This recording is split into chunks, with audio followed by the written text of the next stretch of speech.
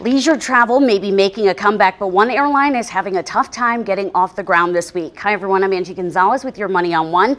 Southwest Airlines is facing its second technical problem this week, and as a result is having to cancel or delay several hundred flights today. Now, this news comes after the airline said yesterday that it had resolved a connectivity issue that forced them to cancel more than 500 flights.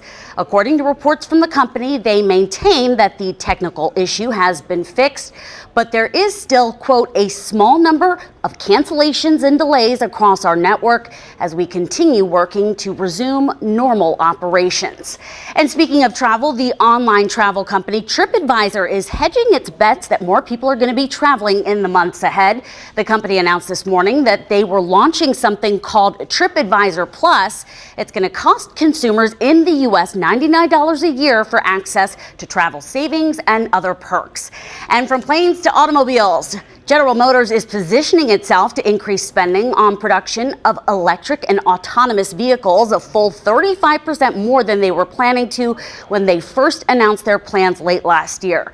The company says it'll increase spending to $35 billion through 2025. Among the projects that the company is planning on working on with that money is to accelerate plans to produce battery and fuel cell technologies. And that includes adding 2 new battery plants. That's your Money on One. I'm Angi Gonzalez.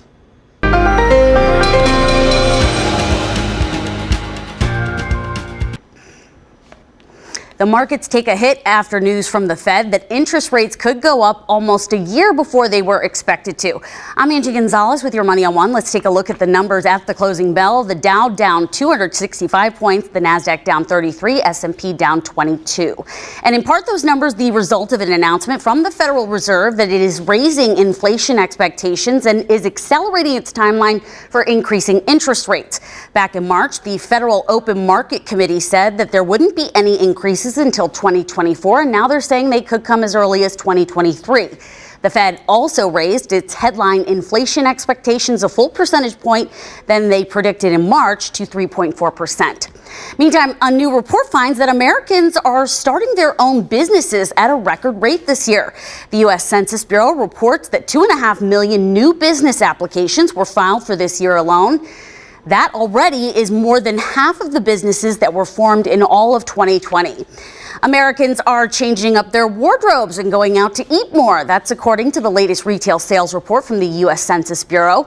First, when comparing sales of clothing and accessories from May of this year to May of last year, there's been a 200% increase.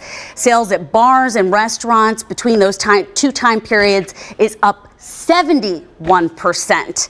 And 2 new studies find that the nation's housing availability and affordability crisis is expected to worsen significantly when the pandemic ends. This information also comes from the U.S. Census Bureau, which found that more than 4 million people are at risk of eviction or foreclosure in the next 2 months. The studies also found the housing crisis is likely widening the housing gap between Black, Latino, and white households. That's your market wrap up. I'm Angi Gonzalez.